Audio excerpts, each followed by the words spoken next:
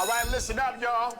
Greetings, everybody. This is another episode of All Things Education Official. I'm your host and educator, Mr. Abdullah, giving you education from a foundational Black American male's perspective. Today, we're going to talk about mentorship in educational settings. I thought about it, and I never really had that type of guidance in school. I never really had a person to tell me, based off of where I was to where I wanted to go, the different routes, interstates, exits, turns, obstacles, and shortcuts to shave years off my learning curve. This was the personal guidance that really helped me and that was really lacking.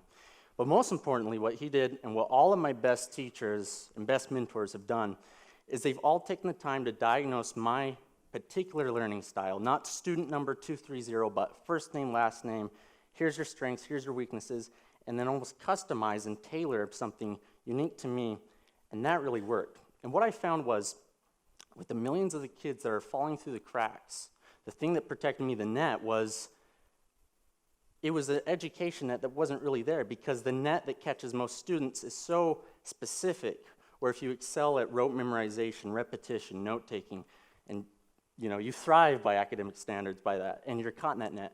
But what about everyone else that's going around that?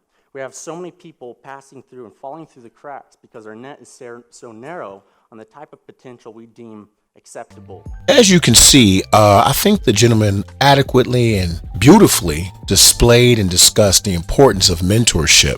Oftentimes we assume that the teacher is just going to give all the information, provide a positive space, but let me be very honest. There are a lot of teachers who feel their job is solely to give the content in which they've been charged to do. So you have a math teacher who feels, I'm a math teacher. It's not my job to get involved with your personal life. I don't care about all that. My job is to teach you math. And as much as I feel that that is a disservice to the student, it's a disservice to the academic community, it is every educator's right to actually feel that way. I personally feel the exact opposite. I believe that any person that walks into that school building is charged with mentoring youth, even if it's just by the mere presence and how they present themselves on a day-to-day basis. If you're looking at our first article out of edweek.org, every student needs a mentor, how schools can make that happen. It states here, school-based mentors can be critical for student success, yet not every student who needs a mentor has one, and not every educator knows how to be a mentor. That's why it's important for schools to be intentional in facilitating opportunities for school staff to develop mentorship relationships with students, experts say, especially now amid the academic and socio-emotional fallout of the epidemic or the pandemic and the youth mental health crisis. I would like to say that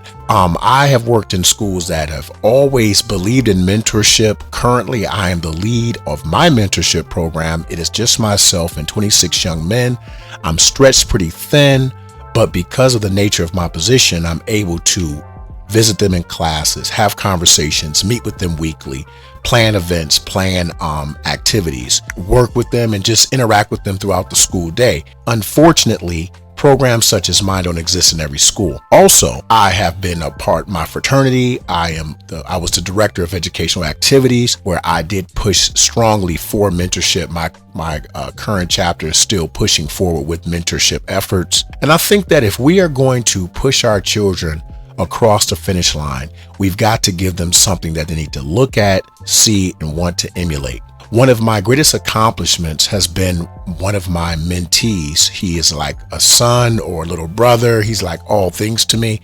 I met him when he was 11 years old. And when I first met him, I just took a liking to him and I saw things in him. I knew he was going to have some challenges because he's a young Black man in America.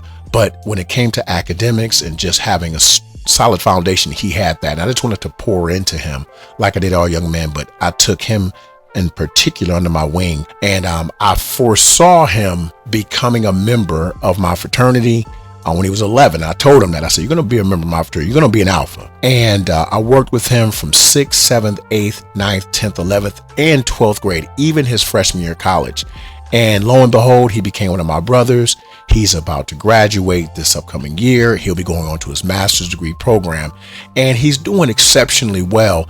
I don't credit myself with all of this. I just know that I had a hand in some of his development. He had a very good foundation from his family, but a lot of young men don't have that, and they need mentorship much more than a young man such as him. But these young men deserve it. These young women deserve it. And if you are in education, I beseech you to speak to your administrators. Say, could we get a mentorship program going on? If you don't want to start one from scratch, there are tons of organizations that are out and about that would bring mentorship into your school. There was a program that was in Newark, New Jersey called Future Ready, another one there called Mentor Newark. You could actually utilize the Boy Scouts and Girl Scouts as mentorship groups. The local fraternities and sororities offer mentorship groups such as their teen groups, their youth groups.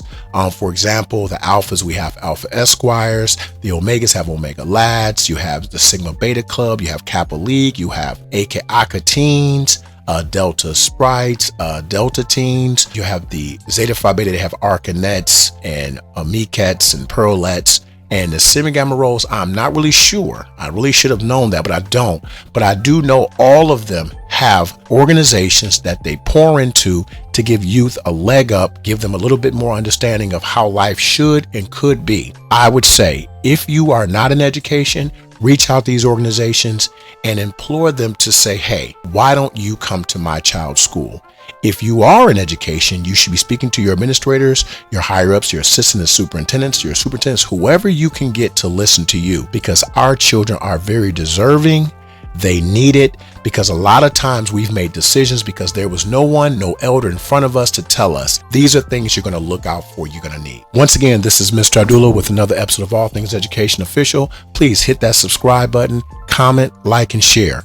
If you have any questions, personal conversations, please email me at info@allthingseducator.com. Once again, you are dismissed.